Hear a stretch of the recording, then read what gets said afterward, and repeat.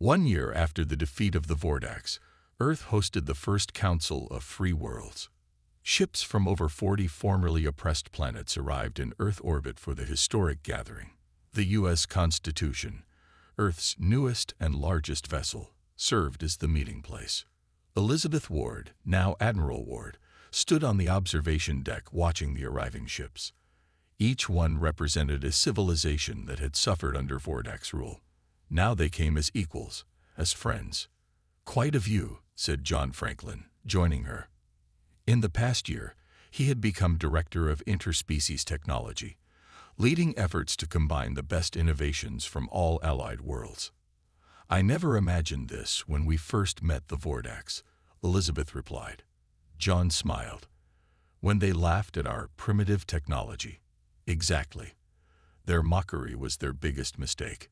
Below them in the main council chamber, Captain Laura Bennett, recently promoted to Admiral, welcomed representatives as they arrived. The Earthwoman who once commanded a single ship now led the combined defense force of all allied worlds.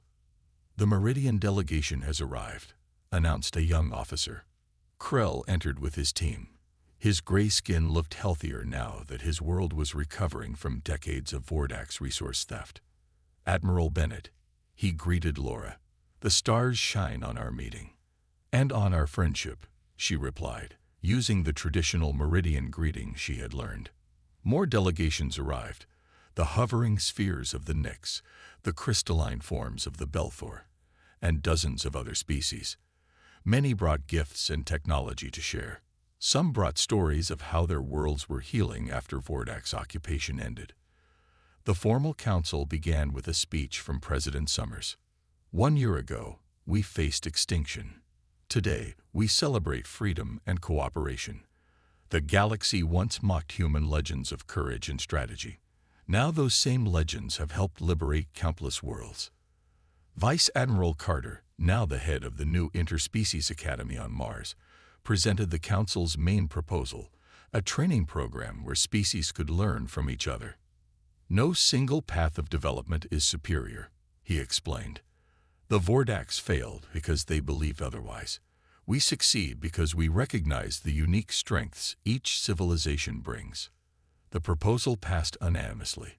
Soon, officers from all allied worlds would train together, sharing their knowledge and cultures. After the council meeting, a celebration began. Music from dozens of worlds filled the ship. Foods from different planets were shared. Old enemies became new friends.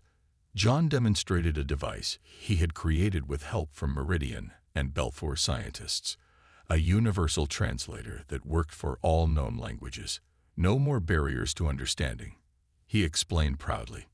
In a quiet moment, Elizabeth found herself talking with a young Vordax delegate. After their defeat, the Vordax government had changed. The younger generation sought reconciliation. "My teachers always told us we were superior," the young Vordax said. "That other species needed our guidance. Now our schools teach the Battle of Saturn as a reminder of our greatest mistake." Elizabeth nodded. "What lesson do they teach?" "That arrogance blinds. That no species has all the answers. And that those you mock today may defeat you tomorrow." Later that night, Elizabeth stood with Laura, John, and Vice Admiral Carter on the Constitution's bridge, looking out at Earth below. "The Galactic Historical Society has requested our help," said Carter. "They want to record the full story of how Earth led the resistance. They used to call our military history cute legends," Laura remembered. "Now they're required studying in tactical academies across the galaxy." John laughed. "I heard the new Vordax Academy has a whole course called Human Strategic Innovations." A message arrived from the surface. A new memorial had been opened in Geneva, honoring those lost in the conflict. It also celebrated the new era of galactic cooperation. The final line of its inscription simply read, "The legends were true." Elizabeth smiled at her friends. The Vordax thought they found a primitive world of no importance. Instead, they found humanity. "And now," said Laura, "the galaxy will never be the same." Around them, ships from dozens of worlds orbited peacefully. The stars seemed brighter somehow, full of promise and possibility. The legends of Earth had become the future of the galaxy. News of the Vordax defeat spread quickly throughout the galaxy. Species that had lived under Vordax rule for generations began to question their overlords. The Galactic Assembly called an emergency session to address the situation. 2 weeks after the battle, Commander Elizabeth Ward stood before the Assembly. This time, she did not sit in the observation seats for Category 4 civilizations. She stood on the main floor, with representatives from the Meridians, Belthor, and Nyx beside her. "Esteemed members of the Assembly," she began, "I come before you not as a representative of Earth alone, but as a voice for the United Resistance." Murmurs spread through the Assembly chamber. Many representatives looked uncomfortable. Others seemed curious or even supportive. For too long, the Vordax have classified developing worlds as inferior. They have taken resources, suppressed advancement, and mocked our histories and achievements. Elizabeth gestured, and John Franklin activated a holographic display. It showed recordings of Vordax ships attacking civilian populations on different worlds. "These are not peacekeeping missions," Elizabeth continued. "These are acts of conquest and oppression. The Vordax have violated the founding principles of this assembly." A large, insect-like representative rose from the Vordax section. "This is outrageous. These primitives have no right to address the assembly. They attacked our lawful peacekeeping fleet." Elizabeth remained calm. "I would like to introduce Captain Laura Bennett of the Earth Defense Fleet." Bennett stepped forward and played a recording of High Chancellor Zextor admitting his plans to strip Earth of resources and relocate human populations. "The Vordax came to Earth under the guise of friendship," said Bennett. "They plan to take our resources and treat our people as slaves, just as they have done on 17 other worlds." More representatives began to speak, some defending the Vordax, others questioning them. The chamber grew loud with debate. Suddenly, the main doors opened. The Earth fleet, joined by ships from dozens of formerly subjugated worlds, had surrounded the assembly station. Vice Admiral Carter entered with Sub-Chancellor Vextal as his prisoner. "The Vordax High Command has surrendered to the United Resistance," announced Carter. "Their main fleet has been defeated." Elizabeth took control of the moment. "We do not seek to replace one tyrant with another. We ask the Assembly to live up to its ideals of cooperation and respect among all species, regardless of technological development." John displayed another set of images, the battle plans showing how the supposedly primitive species had outsmarted the Vordax through strategy and cooperation.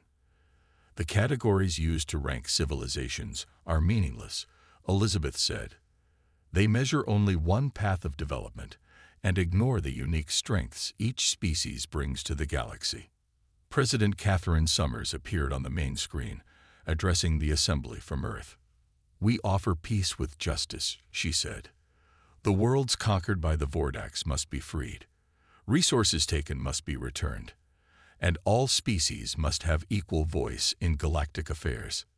The Assembly debated for hours. Some older members admitted they had long been uncomfortable with Vordax practices, but had lacked the power to challenge them. Finally, a vote was taken. By a narrow margin, the Assembly passed a resolution removing the Vordax from the ruling council and placing them under oversight until reparations were made to all worlds they had oppressed. "The category system is hereby abolished," declared the Assembly leader, a wise old being from a species known for fairness. "All worlds will be regarded as equal members of the galactic community, each with their own voice." As Elizabeth and her team left the chamber, representatives from many worlds approached them, eager to establish relations with Earth and its allies. "They're treating us differently now," observed John. "No more mockery." Elizabeth nodded. Nothing changes minds like being proven wrong. Later, aboard the U.S. Defiance, Elizabeth looked out at the stars. The path ahead would not be easy. Centuries of Vordax influence wouldn't disappear overnight. But for the first time, Earth and its allies had a real chance to shape their own future in the galaxy. "Not bad for a Category 4 civilization," said Captain Bennett, joining her at the viewport. Elizabeth smiled. I think it's time we made some new legends. 2 weeks passed quickly. The United Resistance worked day and night to prepare for the coming battle. Ships were modified with combined technology from all 4 species.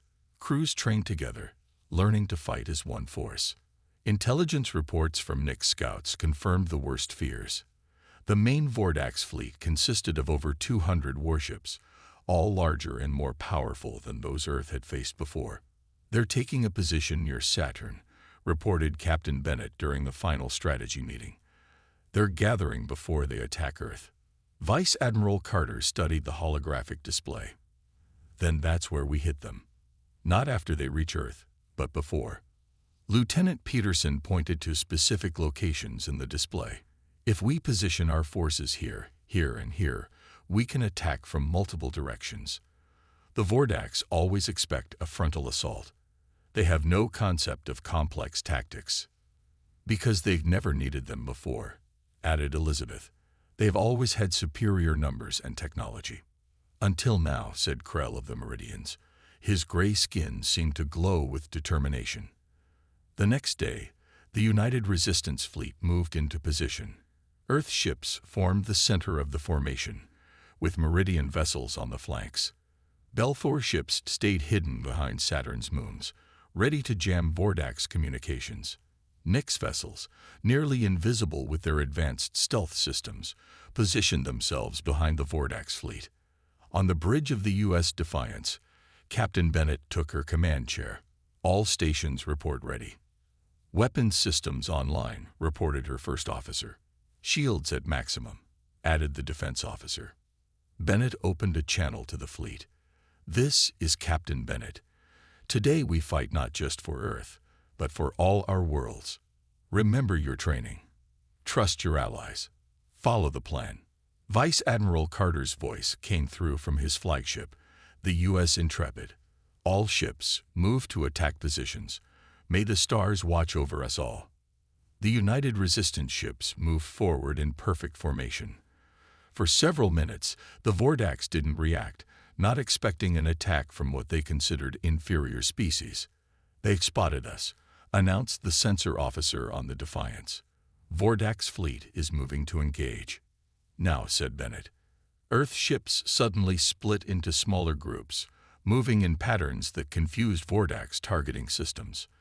The tactics were based on ancient Earth naval warfare, adapted for space by Lieutenant Peterson. The Vordax fleet fired massive energy weapons, but most missed their targets. When they did hit, the improved shields on the Alliance ships held. Return fire, ordered Bennett. Earth ships fired precisely at Vordax weapon systems and engines, just as they had practiced. Several Vordax ships drifted out of formation, damaged and powerless. The Belthor activated their jamming technology. Suddenly, the Vordax couldn't communicate between ships. Their coordinated attack fell apart. They're trying to regroup, reported the tactical officer. Signal the Nyx, said Bennett. From behind, the previously hidden Nyx ships attacked the Vordax rear guard. The Vordax fleet was now caught between 3 forces, fighting enemies they couldn't properly track or target. On the Vordax command ship, High Chancellor Zextor watched in disbelief as his fleet was outmaneuvered by species he had dismissed as primitive. How is this possible? He demanded. They fight like their legends are true, said his second-in-command quietly. The battle raged for hours. The United Resistance lost ships too, but far fewer than expected. The Vordax, unused to facing real opposition, made critical errors in judgment. Their formation broke apart. Their attacks became desperate and uncoordinated. Vice Admiral Carter's flagship, the U.S. Intrepid, moved toward the Vordax command vessel. It fired a special weapon developed by John Franklin, based on the shield weaknesses he had discovered. The Vordax command ship's shields failed completely. Its engine shut down. This is Vice Admiral William Carter of Earth. He transmitted to the Vordax command ship. Your fleet is defeated. Surrender now. There was no response for several long moments. Then a new voice, not Sextor's, replied. This is Sub-Chancellor Vextal. High Chancellor Zextor has been removed from command. We request terms of surrender. Across the United Resistance Fleet, cheers erupted. The impossible had happened. The mighty Vordax had been defeated. Bennett looked at her crew, tired but victorious. Send word to Earth. Tell them the legend is just beginning. The battle above Earth was brief but fierce. Vordax ships fired energy weapons that lit up the sky. Earth ships moved with surprising speed, dodging most attacks. When Vordax energy beams did hit Earth vessels, they were absorbed by shields based on the technology John had studied. On the Vordax flagship, Elizabeth watched the battle while Zextor shouted angry orders. "How is this possible?" he demanded. "Their shields should not work against our weapons." A Vordax officer replied, "High Chancellor, we are detecting unusual energy patterns from the human ships. They appear to be using modified versions of our own technology." Captain Laura Bennett's voice came over the communication system again. "This is your final warning. Release Commander Ward and leave Earth space immediately." "Never," shouted Zextor. "All ships, concentrate fire on their largest vessel." The Vordax fleet turned their weapons toward the U.S. Defiance. But before they could fire, 3 smaller Earth ships darted forward, firing precise shots at the Vordax weapons arrays. Several Vordax ships lost power and drifted out of formation. "Enough of this," said Zextor. He grabbed Elizabeth's arm. "Tell your fleet to stand down, or we will destroy your major cities." Elizabeth smiled. "Check your targeting systems first." A Vordax officer called out, "High Chancellor, our weapons cannot lock onto Earth's surface. Something is blocking our targeting signals." Zextor's skin turned deep red with rage. Impossible. More Earth ships appeared, emerging from hiding places throughout the solar system. The Vordax flagship rocked as it took hits from multiple directions. "Our shields are failing," reported an officer. "Retreat," ordered Zextor finally. "Back to the jump point. We will return with the main fleet." As the Vordax ships began to withdraw, smaller Earth vessels swooped in. One docked with the flagship. Moments later, the bridge doors opened and armed humans rushed in. Captain Bennett led them, weapon raised. "Commander Ward," she nodded to Elizabeth. "Ready to go home?" "Absolutely," Elizabeth replied, stepping away from Zextor. "This isn't over," hissed the High Chancellor. "You've only seen a fraction of our power. The main Vordax fleet will reduce your world to ash." "Perhaps," said Elizabeth. "But first, we have a stop to make." The Earth ships let the damaged Vordax fleet retreat. Elizabeth boarded the U.S. Defiance with Captain Bennett, and they set course away from Earth. "Where are we going?" asked Bennett. "Coordinates sent by our new allies," Elizabeth replied. "The Meridians, Belthor, and Nyx are meeting us at a secret location." 3 days later, the Earth fleet arrived at an abandoned mining station hidden in an asteroid field. Ships from other species were already waiting. As they docked, Elizabeth felt hope rising. Maybe they had a chance after all. Representatives from each species gathered in the station's main chamber. Krell from the Meridians stepped forward first. "The Vordax have oppressed our worlds for generations," he said. "Never before have we dared to unite against them. But Earth's resistance has shown it is possible to fight back." Lieutenant Gregory Peterson, Earth's best tactical officer, displayed battle plans on a large screen. "The Vordax rely on overwhelming force and intimidation, but their actual tactics are predictable. They've never needed to fight strategically before. Our analysis shows they have 3 major weaknesses," added John Franklin, pointing to technical diagrams. "Their shield harmonics, their communication systems, and their supply lines." Representatives from each species offered their knowledge and resources. The Meridians had faster ships. The Belthor had powerful jamming technology. The Nyx understood Vordax supply routes. Vice Admiral Carter addressed the group. "Together, we can stand against the Vordax. They've mocked all our species, called us primitive, and stolen our resources. Now we show them the mistake they made. Diplomatic Officer Maria Diaz presented a formal alliance document. This treaty establishes the united resistance, all our worlds standing as equals. As leaders from each species signed the treaty, Elizabeth felt pride swelling in her chest. The Vordaks had dismissed humans as weak, their history as legends. Now those legends would be their downfall. "They're coming," said Krell soberly. "The main Vordaks fleet has already launched. We have perhaps 2 weeks to prepare." Elizabeth nodded. "Then let's get to work." 3 weeks after Commander Elizabeth Ward returned from the Galactic Assembly, Earth's long-range sensors detected multiple ships entering the solar system. They weren't expected. They weren't invited. "Vordak ships," confirmed Lieutenant Greg Peterson at the monitoring station. 17 vessels, larger than the diplomatic craft we've seen before. President Summers called an emergency meeting. "Are we ready?" she asked Vice Admiral Carter. "The fleet is operational. Not fully staffed, but operational." "Keep them hidden behind the moon," ordered the president. "Let's see what they want first." The Vordak ships entered Earth orbit without requesting permission. High Chancellor Zextor sent a message that was broadcast worldwide. "People of Earth, the Galactic Assembly has voted to place your world under Vordak's protection. This is a great honor. Our peacekeeping force will ensure your safety while we begin a beneficial resource-sharing program." The message was polite, but its meaning was clear. The Vordaks were taking over. An hour later, Zextor's shuttle landed at the United Nations headquarters. Commander Ward was there to meet him, along with world leaders. "This is unexpected," Elizabeth said carefully. "We were not informed of any vote regarding Earth." Zextor's skin rippled with purple patterns of amusement. "Category 4 civilizations don't receive vote notifications. The decision has been made. We begin resource extraction tomorrow." "What resources exactly?" asked the president.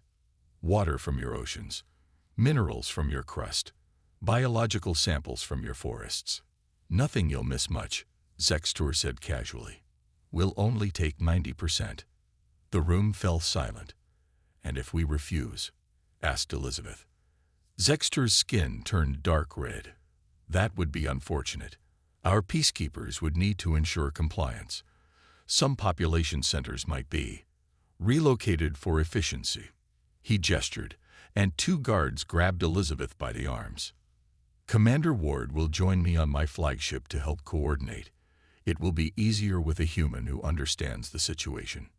As they dragged her away, Elizabeth locked eyes with the president, who gave an almost imperceptible nod. Aboard the Vordak's flagship, Elizabeth was taken to a small room with a view of Earth below. "Your species had such potential," said Zextor, entering the room. "But you must understand your place in the galaxy. The strong guide the weak. The advanced use the resources of the primitive. Is that what happened to the 17 other worlds you protected?" Elizabeth asked. Zextor looked surprised. "You've been talking to the wrong people. Yes, we manage many worlds. It's our right as a Category 1 civilization. And if those worlds advance, move up in category. That rarely happens," Zextor laughed. "We make sure of it." Suddenly, alarms blared throughout the ship. A junior officer rushed in. "High Chancellor, unknown vessels approaching from behind the moon." Zextor hurried to the bridge, dragging Elizabeth with him. On the main screen, dozens of ships appeared, moving in perfect formation. "Earth ships. Impossible," whispered Zextor. "Category 4 civilizations don't have fleet capability." A transmission came through. Captain Laura Bennett's face appeared on screen. "Vordak's vessels, this is the U.S. Defiance, Earth Defense Fleet. You are in violation of Earth sovereignty. Release Commander Ward and withdraw from Earth orbit immediately." Zextor laughed. "Impressive models. Did you build fake ships to scare us?" "How cute. I warned you not to mock our legends," said Elizabeth quietly. The U.S. Defiance fired a single shot. It hit a small Vordak support craft, which exploded instantly. Zextor's skin turned white with shock. "How? Your weapons shouldn't be able to penetrate our shields. You thought we were just sitting around learning from your scraps." Elizabeth smiled. "We were studying you." The Earth fleet moved forward in attack formation. More ships appeared from behind Mars and Earth's atmosphere. "Last chance," transmitted Captain Bennett. "Withdraw or engage." Zextor turned to his officers.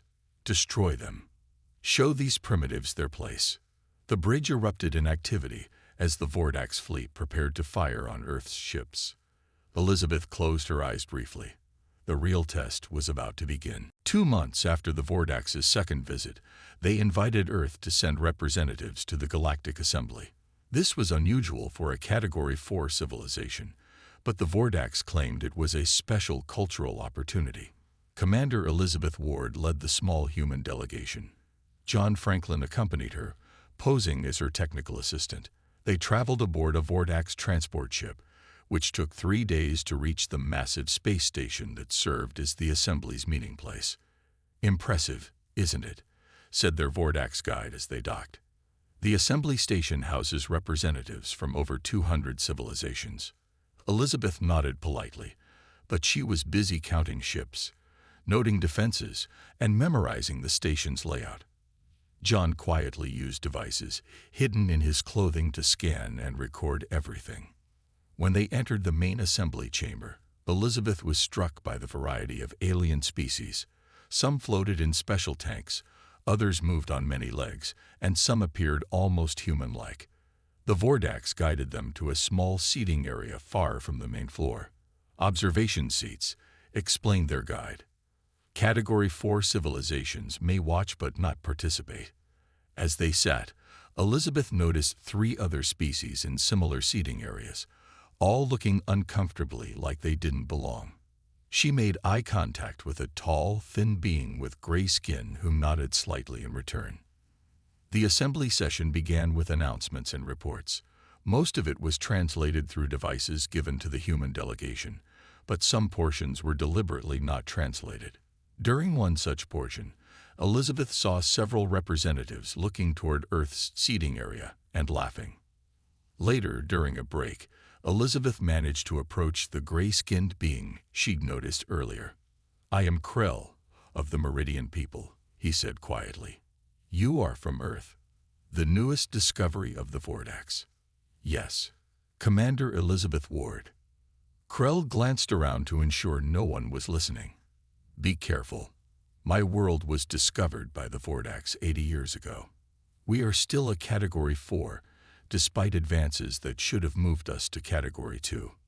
"Why?" asked Elizabeth. "The categories are not about technology," said Krell bitterly. "They are about usefulness to the dominant species. As long as we are Category 4, they can take our resources in exchange for protection and guidance." Before they could talk more, the session resumed. Later, John found Elizabeth in their quarters. "Commander, I've been reviewing the scans," he said urgently. "I found something important about their shield technology. There's a frequency pattern that repeats. It might be a weakness." "Good work," she replied. "I've made contact with another species in the same position as Earth. I think there are more." Over the next 2 days, Elizabeth discreetly met representatives from the Meridians, the Belthor Collective, and the Nyx Hive. All had similar stories. The Vordax had arrived at their worlds, presenting themselves as benevolent guides to the galactic community. Then came resource demands, followed by peacekeeping forces if they resisted. During the final assembly session, Earth was discussed openly. Elizabeth listened through her translator as High Chancellor Zextor addressed the gathering. "Earth shows promise as a resource world," he said. "Initial surveys indicate abundant minerals, water, and biological diversity.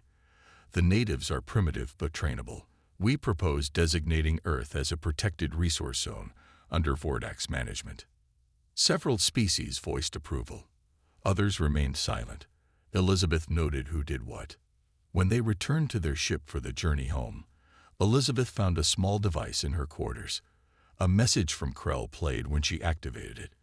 "The Vordax have conquered 17 worlds this way. Some of us are organizing resistance. If Earth has any means to fight, contact us using this device. If not, prepare to be stripped of everything valuable." Elizabeth looked at John. "Send an encrypted message to Vice Admiral Carter. Tell him we need to accelerate Project Bedtime Story, and tell him we're not alone in this fight." John nodded, his eyes showing a rare spark of excitement. "The fleet is ready, Commander. And now we have allies." 3 days after the Vordax left Earth, President Catherine Summers called a secret meeting. Only 12 people attended. They gathered in a room built deep underground, designed to block all signals in or out. "We have 6 months," said the President. 6 months before they return and likely try to take what they want from us." Commander Elizabeth Ward nodded. Based on their questions and behavior, they see Earth as a resource planet. They were mapping our minerals, water, and population centers. "Then we prepare," said the President firmly. She looked at the group. "This operation will be called Project Bedtime Story, because it's time to show these aliens that our legends aren't just bedtime stories." Chief Engineer Alan Rodriguez spread out several diagrams on the table. "I've been working with John Franklin. He made some incredible observations about their technology." John, still quiet as always, pointed to his notes. "Their ships use an energy field I've never seen before. But there's a pattern to it. I think we can develop something similar, maybe even better." "How?" asked Vice Admiral William Carter. "Their technology isn't actually that advanced," John explained. "It's just different. They've gone down a technological path we never explored. But our path has advantages they've never considered." President Summers stood up. "I'm authorizing unlimited resources for this project. Every nation must contribute. This isn't about countries anymore. It's about our species." Over the next weeks, hidden facilities were built in remote locations around the world. The Sahara Desert, the Australian outback, deep in the Amazon, and beneath the Antarctic ice. Each facility focused on different aspects of the plan. Dr. Samantha Kelly led a team studying the Vordax psychology. "They're overconfident," she reported during a progress meeting. "They believe their path of development is the only correct one. This gives us an advantage they won't expect." Ellen and John worked tirelessly on propulsion and weapon systems.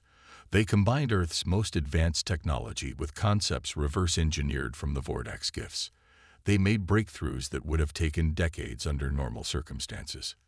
"We've done it," Alan announced one day, his eyes red from lack of sleep. "The prototype works." Behind him, a small model ship hovered silently, surrounded by a faint blue glow. In orbit around Jupiter, far from prying eyes, Vice Admiral Carter oversaw the construction of Earth's first true space fleet. Workers lived in space for months, telling their families they were on classified missions, which was true, just not in the way anyone could imagine. The first ship, named U.S. Defiance, was completed in 4 months. Captain Laura Bennett was chosen to command it. She had been a top Navy pilot before the aliens arrived. "She handles like nothing I've ever flown," Laura reported after the first test flight. "She can outmaneuver anything based on what we saw of the Vordax ships." Commander Ward split her time between the public face of preparation, setting up cultural exchange centers, and making it appear Earth was eager to learn from their new galactic neighbors, and the secret work of Project Bedtime Story.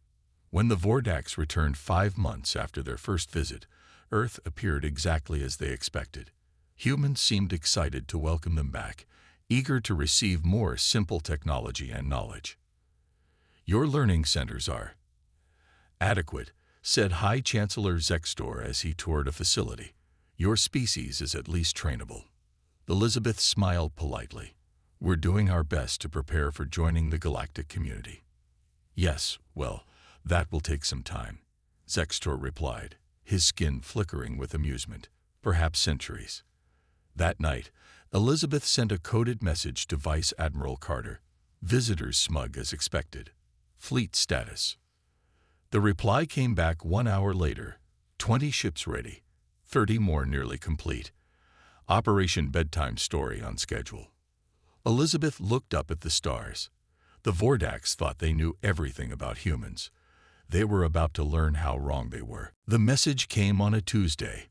A normal day turned extraordinary when signals from beyond Earth's solar system reached humanity's listening posts. Scientists worked for 3 days to decode it. When they finally understood, the world changed forever. We are the Vordax Confederation. We come in peace to welcome Earth to the galactic community. Elizabeth Ward stood at attention in her crisp Navy uniform. As the newly appointed diplomatic representative for Earth, she felt the weight of 7 billion lives on her shoulders. The president had chosen her for her calm demeanor and sharp mind. Now, watching the alien ship descend through Earth's atmosphere, she wondered if anyone was truly prepared for this moment. "Remember, Commander," said the president over the secure line, "observe everything. Trust nothing." The Vordax ship looked like a massive teardrop, shimmering with an iridescent surface that seemed to bend light around it. It landed with surprising gentleness for something the size of a small stadium. When the aliens emerged, they weren't what most people expected. The Vordax stood upright on 2 legs, had 4 arms, and skin that shifted colors like a living mood ring. Their leader, who called himself High Chancellor Zextor, approached with fluid grace. "Humans," he said through a translation device, "how pleased we are to finally meet you. Your civilization has been observed for some time." Elizabeth stepped forward. "On behalf of Earth, we welcome you and look forward to peaceful relations." John Franklin, a quiet engineer assigned to the diplomatic team, stood back and watched. While others focused on the aliens' words, John studied their technology, their movements, their subtle reactions. Something felt off to him. Over the next week, meetings were held in a specially constructed facility. The Vordax shared star charts showing hundreds of inhabited worlds across the galaxy. Earth, they explained, was classified as a Category 4 civilization, barely spacefaring and considered quite primitive. "You've only recently mastered basic orbital flight," said Zextor with what seemed like a smile. "Many species achieve faster than light travel within their first millennium of technological development." Elizabeth kept her expression neutral despite the condescension. "We're eager to learn." When Earth's representatives shared humanity's history, the aliens seemed particularly amused by military accounts. "Your world wars," Zextor said, his skin flickering with purple patterns. "Such limited scope. And these legends of great generals and battles, quite embellished, we assume." "Our history is accurate," Elizabeth replied coolly. "Of course," Zextor nodded, his tone making it clear he didn't believe her. "All young species dramatize their achievements." During a break, John approached Elizabeth. "Commander, I've been watching their reactions to our technology demonstrations. And they're laughing at us, but they're also cataloging everything. The questions they ask about our resource production and military capabilities seem targeted." Elizabeth nodded slightly. "I've noticed. Keep watching." On the final day of initial meetings, the Vordax presented gifts of simple technology that they claimed even humans could understand: medical scanners and food production tools. "We look forward to elevating your species," Zextor announced. "With proper guidance, humans might achieve Category 3 status within a few centuries." As the alien delegation prepared to leave, promising to return soon for cultural exchange, Elizabeth and John watched their ship rise silently into the sky. "Get me a secure line to the Security Council," Elizabeth said quietly. Later that night, in a bunker deep beneath Washington, Elizabeth addressed the world's leaders. "They see us as children," she said, "backwards, primitive, and weak. They laughed when we showed them our military history, called our greatest achievements cute legends." "What do you recommend, Commander?" asked the president. Elizabeth's eyes were hard. "They're coming back in 6 months. I suggest we show them just how real those legends are." John, sitting in the corner with his notes and observations, smiled for the first time since the aliens arrived.